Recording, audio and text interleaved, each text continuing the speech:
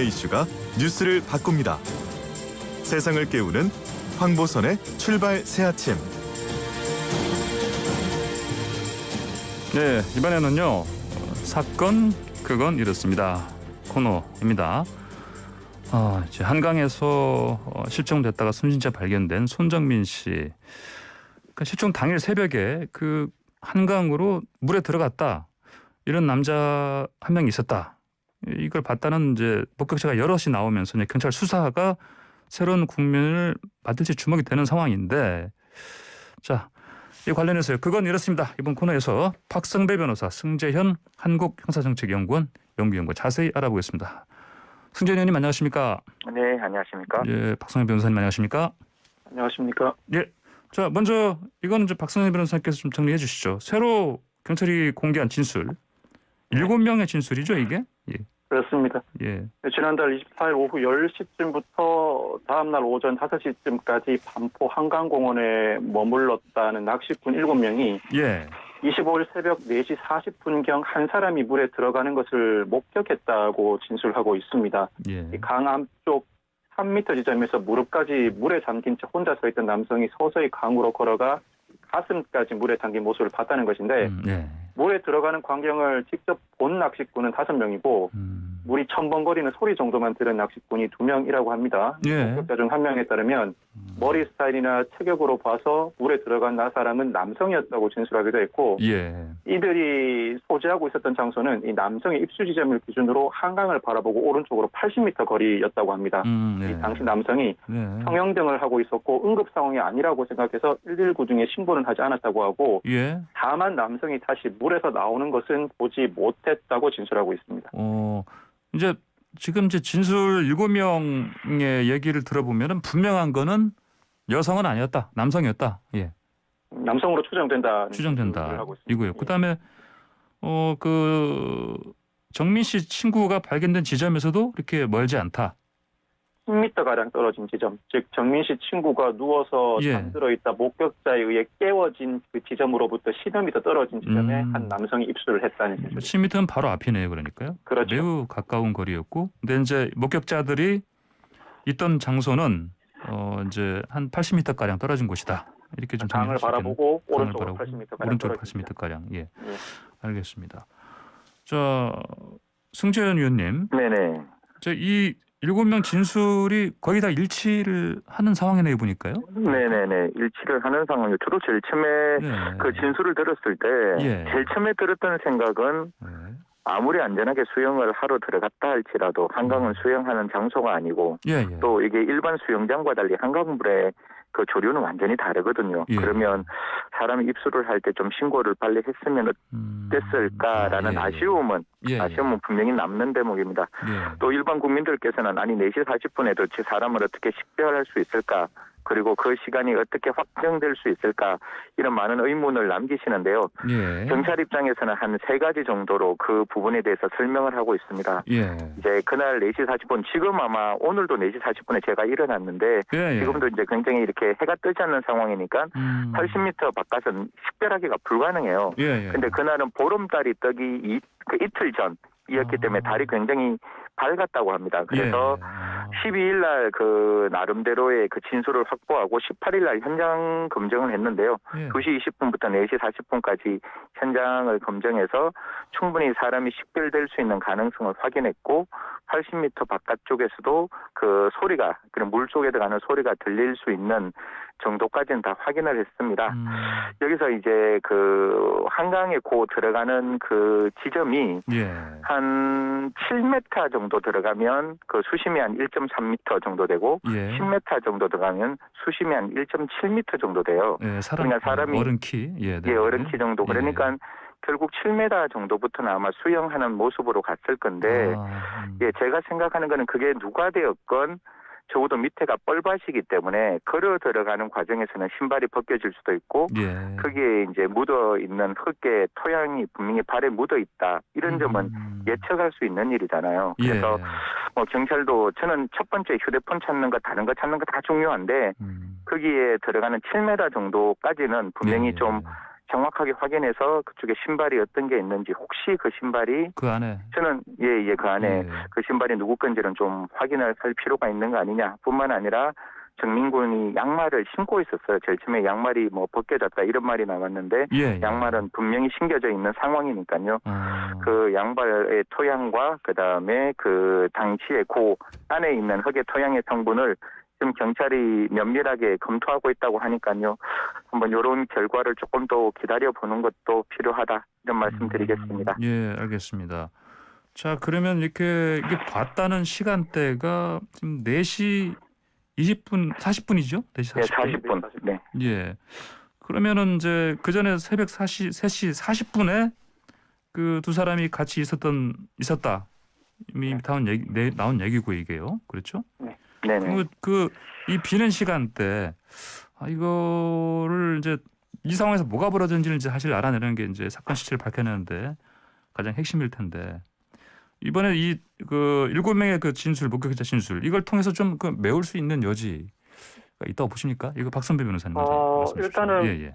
3시 37분에 친구 A 씨가 부모님과 통화를 한 기록이 남아 있고 예. 이 목격자에 따르면 4시 20분경에 친구 A 씨가 혼자 가방을 메고 잔디 끝 경사면에 누워 있길래 이름에 모여서 깨웠다는 겁니다. 예. 그리고 4시 33분에 친구 A 씨가 반포나들목 도끼구를 통과하는 모습이 찍혔죠. 포착되고요. 예. 그런데 이 납식꾼들이 남성이 한강에 들어가는 모습을 목격했다는 시간은 4시 40분입니다. 그러니까요. 그 시간입니다. 예, 완전히 벗어난 시간 아닙니까? 그 친구도 그 A 씨도. 시간이고 예. 말씀드렸던 것처럼 친구 A 씨가 누워서 잠들어 있던 목격자에 의해 깨워진 장소가 네. 이 남성이 한강으로 들어갔다는 지점에서 불과 10여 미터 떨어진 지점, 상당히 가까운 지점이었다는 거거든요. 예. 그렇다면 여러 정황상 이 손 씨와 친구 A 씨가 어느 시점에서부터는 분리가 된 것으로 보이는데 그렇다면 분리된 이후에 손 씨가 그 사이에 어디서 뭘 하다가 다시 친구 A 씨 주변으로 돌아와서는 이제 친구도 사라지고 없는 상황이잖아요. 예. 그 상황에서 갑자기 물에 들어간다? 선뜻 납득하기 어렵기는 합니다. 예. 이런 상황이다 보니까 CCTV 등으로 객관적으로 한강에 들어가는 남성이 손 씨라는 점이 확인되지 않는 한은 목격자들 진술만으로는 쉽게 납득을 할 수 없다 보니까 지금까지 경찰이 수사를 해오던 방식 그대로 각 시간대별로 어떤 일이 발생했는지 사실관계를 규명하는 과정, 즉 분리 과정을 온전하게 규명함으로써 그 내용을 뒷받침해주지 않으면 다수가 납득하는 결론에 이르기는 아직은 어렵지 않을까 싶은 생각이 듭니다. 예, 승주 의원님도 같은 의견이시죠? 이게 그러니까 네네, 4시 40분에 목격한 사람이 실제 정말 그 숨진 손 씨인가 이것부터 하시는 규명하는 게 먼저겠죠?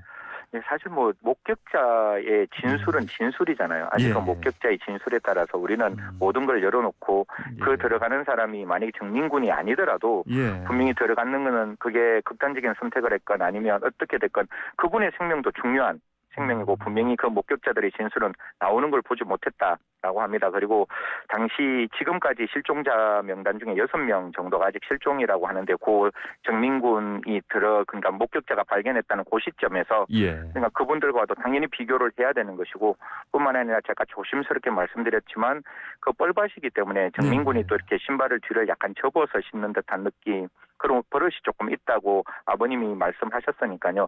제가 언론에서 봤는데 그 정확하게 누가 말씀하신지 모르겠지만 그런 부분에서 분명히 뻘밭에서 신발이 벗겨질 수 있는 가능성은 분명히 있으니까요.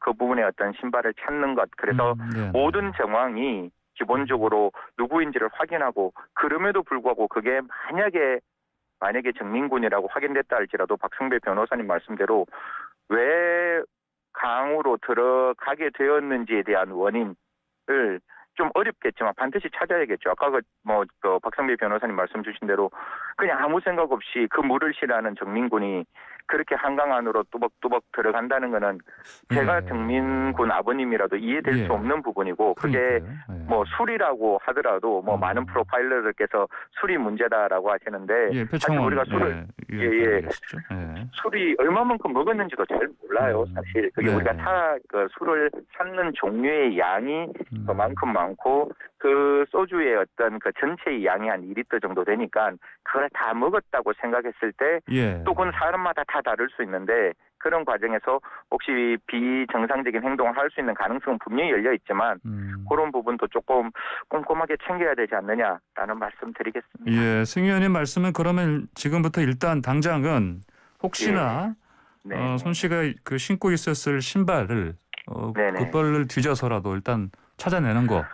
그게 제일 먼저라고 제안하시는 생각합니다. 예, 알겠습니다. 자, 그러면요. 이제 목격담을 경찰에 공개했는데 경찰이 이제 그러면 아무래도 그 수사 이걸 뭐 방향이라고 하긴 좀 그렇고요. 그 무게를 아무래도 사고사 쪽으로 그럼 두고 있다. 이런 조짐으로 좀 봐야 되겠습니까?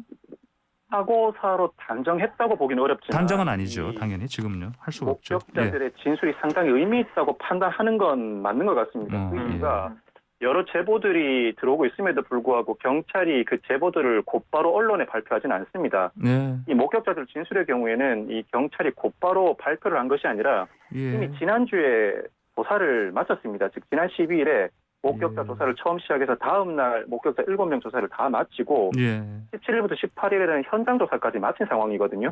이 정도면 일주일 이상 조사를 해본 결과 상당히 의미 있는 목격 진술이라고 판단하고 언론 보도로 발표를 한 것입니다. 이 목격자들 진술이 상당히 의미 있다고 판단하는 것 자체는 맞습니다. 그런데 이 사건의 어려운 점은 유일한 동석자인 친구 A씨가 술에 취해 기억나지 않는다고 진술하기 때문입니다. 일반적인 수사는 사실이든 허위이든 진술이 존재하고 그 진술을 바탕으로 증거와 정황을 파악해서 진술과 증거 정황과의 비교 분석 과정을 통해 사건의 실체관계를 밝혀 나가는 것이거든요. 그런데 이 사건은 그렇게 하지는 못하니까 시간대별로 즉 증거와 정황을 먼저 확보한 다음 역으로 목격자들을 찾아 나가서 시간대별로 사건을 재구성하는 절차를 밟아 나가고 있습니다. 그런데 그 와중에 방에 들어가는 남성을 보았다는 목격자들의 진술이 존재하다 보니 이 진술을 토대로 이 진술이 신빙성이 있는지 그 강에 들어간 사람이 정민군이 맞는지를 파악하는 작업, 즉 일반적인 수사 절차를 병행하고 있는 것입니다. 즉 일반적인 수사 절차가 아닌 시간대별 사건 구성이라는 상당히 어려운 과정을 밟아 나가면서도 의미 있는 목격 진술이 있을 때는 일반적인 수사 절차를 진행하고 있는데 양자가 합쳐져야 객관적이고 합리적인 결론을 도출해낼 수가 있습니다. 경찰의 입장에서는 이 의미 있다고 판단하는 목격 진술에도 불구하고 지금까지 해온 것처럼 시간대별 사건 구성을 이어나감으로써 어느 모로 보나 누가 봐도 비판할 수 없는 결론에 이르는 작업을 계속해 나가야 할 것이고 경찰도 그러한 인식을 그대로 갖고 있지 않을까 싶습니다. 제가 한 말씀만 잠깐만 더 보태드리면 혹시 제가 저번 주에 그런 말씀을 드렸어요. 그 A 씨가 어머니하고 같이 아버님하고 같이 이제 자동차를 타고 오는 과정에 있어서의 차량의 블랙박스가 매우 중요하다. 그 안에서 어떠한 진술을 했는지가 사실상 진술의 신빙성을 확보할 수 있다라는 말씀을 드렸고 경찰된 입장에서도 사실 굉장히 많은 조사를 했더라고요. 그래서 차량의 타고 온 차량의 블랙박스도 확인했고 수색 가택에 있는 혹시 뭐 다른 물건이 있는가 싶어서 수색하는 것도 허용했고 여러 가지 다른 어떤 포렌식을 다 완성을 했음에도 불구하고 그 안에서 특별하게 유의미한 내용이 나오지는 않았지 않았을까. 만약에 그 내용 중에 뭔가 객관적인 범죄 사실과 연관되는 내용이 나왔으면 아마 적극적으로 A씨에 대해서 더 수사를 진행했을 건데 사실 지금까지 A씨는 여전히 참고인이고 우리는 수사가 아니라 지금도 조사라고 이야기를 할 수밖에 없는 대목이기 때문에 그게 다 목격자까지 나와서 아마 언론에서 그렇게 이야기하는 듯해요. 혹시 사고사 쪽으로 보는 게 아니냐라고 하는데 그럼에도 불구하고 박성배 변호사님이나 저나 이거는 모든 가능성을 열어놓고 수사를 해야 되겠죠. 사실 국민들 입장에서는 아직 경찰의 그 수사에 대해서 굉장히 많은 의구심을 가지고 있는 입장이기 때문에 그게 아마 밝혀지지 않고 그런 어떤 정황으로서 사건이 만약에 마무리된다면 참 경찰 입장에서는 곤란하고 답답하겠지만 결국 국민들은 또 경찰에 대해서 다시금 또 신뢰를 그렇게 많이 주지 않을 수 있기 때문에 이 부분은 여전히 열어놓고 저는 수사와 조사를 계속해서 좀 진행해야 된다 이런 말씀드리겠습니다. 알겠습니다. 뭐 이 경찰에 특히 그 서초서 하면은 그래도 형사들 특히 베테랑들이 다 모인 그런 곳으로 또 유명한데. 네네네. 이제 수사 능력만큼은 탁월한 이제 이 경찰들이 많이 모여 있는 그런 경찰서인데. 이제 그럼에도 불구하고 지금 아까 말씀하신 것처럼 그러니까 이제 그 이미 조사했고 그리고 현장 조사했고 이거를 이제 좀 시간이 흘러서 하니까 이제 발표하니까 이건 이제 일반인들은 네티즌들은 이거 왜 그러냐 이렇게 의구심 품기도 하고 그러는데 이게 그 김복준 한국범죄과학연구소 연구위원이죠. 네네. 이전에 그 영화 살인의 추억에서 그 송강호 씨가 연기했던 그 이제 네네. 그 실제 주인공이시죠 원래 그분의 얘기를 보니까 이 경찰에 대한 믿음이 원래 좀 부족해서 상승작용을 일으키고 있다 이런 얘기했습니다. 이렇게 진단했는데 이거 박준배 변호사님 동의하십니까? 일단은 예. 그동안의 경찰 수사 내용 그 이전에 이 전반적인 사건 사고 시 경찰의 수사 내역에 대해서 예. 신뢰할 수 있는 부분도 있지만 일부 신뢰를 받지 못할 만한 대목도 있었던 것 같습니다. 예. 특히나 온 국민의 관심이 집중되는 사건의 경우에는 물론 수사 공보 규칙의 개정으로 그 발표에 제약이 있는 건 사실입니다만 예. 그때 적시에 발표를 해줌으로써 국민들의 의구심을 해소해 줄 필요가 있는데 이 사건 초반에 물론 내사 단계에서 상당한 어려움을 겪었을 것으로 추정됩니다만 예. 제때 발표를 해주지 못함으로써 의구심을 더 키운 부분이 있습니다. 이 국민의 알 권리 보장 차원에서 국민의 관심이 집중되는 사안의 경우에는 루머가 양산돼 수사에 오히려 방해가 되지 않도록 적절한 시점에 발표를 해줄 필요가 있습니다만 예. 또 한편으로는 적시에 즉 제때제때 발표를 하지 못하는 어려움도 있습니다. 그 이유가 유의미한 진술이나 정황이 발견됐다고 해서 바로 발표할 수는 없거든요. 예. 상당한 분석 작업을 거쳐 나가야 되는데 CCTV나 블랙박스 분석도 생각 이상으로 상당히 오랜 시간이 걸립니다. CCTV나 블랙박스를 토대로 형태로 되어 있는 목격자들을 찾고 그 신원을 파악한 다음 접촉해 진술을 듣는 과정 상당히 오랜 시간이 걸리기 때문에 그 과정을 밟아서 그 진술을 직접 들어보니 상당히 유의미한 진술이 나와 있더라. 이 발표 과정을 거치는 작업이 상당히 오래 걸린다는 점을 국민들께서도 이해를 해주셨으면 좋겠고 그럼에도 불구하고 경찰은 수사를 열심히 해나가면서도 그때 적시에 일부 발표를 해주어야 국민들로부터 신뢰를 회복할 수 있지 않을까 싶은 생각이 들고 말씀하신 것처럼 서초경찰서에 베테랑 경찰들이 상당히 많이 있습니다만 이 사건은 사실 내사 단계입니다. 누구도 입건되지 않은 사건이기 때문에 그럼에도 불구하고 상당히 전방위적으로 내사가 진행되고 있고 아마 제가 추측한 데는 이런 사건이 발생하게 되면 전체 형사팀 인력의 절반 이상 이 사건에 매달리게 될 것으로 보입니다. 상당한 시간이 걸리겠지만 어느 정도 규명이 해석되지 않을까 싶은 기대를 하고 있습니다. 예, 그 현장에도 높으신 이유가 박성현 변호사가 이전에 경찰대 졸업하시고 현재 또 경찰도 현장에서 뛰신 경험 때문에 그러신 것 같습니다. 보니까 자 지금 시간 때문에 마지막으로요 그 승재현 의원님 좀 의견 좀 듣고 마무리해야 될 것 같습니다. 예, 말씀하시죠. 저도 기본적으로 경찰에 대한 신뢰를 아직까지 국민들이 많이 가지고 있지 않지만 이게 70년 우리 형사사법 역사에서 처음으로 경찰이 이제 수사권에 대한 모든 그 정권을 가지고 있는 거잖아요. 기소하기 전까지. 그렇기 때문에 경찰은 좀 이번 사건을 기화로 좀 국민들에게 좀 신뢰를 좀 받을 수 있고 사실 국민들의 그런 시각을 경찰 입장에서 탓할 수만은 없는 거잖아요. 그래서 앞으로 좀 지난한 과정이지만 저도 경찰을 믿고 우리 국민들도 경찰을 좀 믿고 이 사건의 실체 진실이 좀 잘 발견되었으면 하는 마음입니다. 예, 알겠습니다. 두 말씀 오늘 여기까지 들어야 되겠습니다. 감사합니다. 네, 고맙습니다. 예, 지금까지 박성배 변호사, 승재현 한국형사정책연구원 연구위원이었습니다.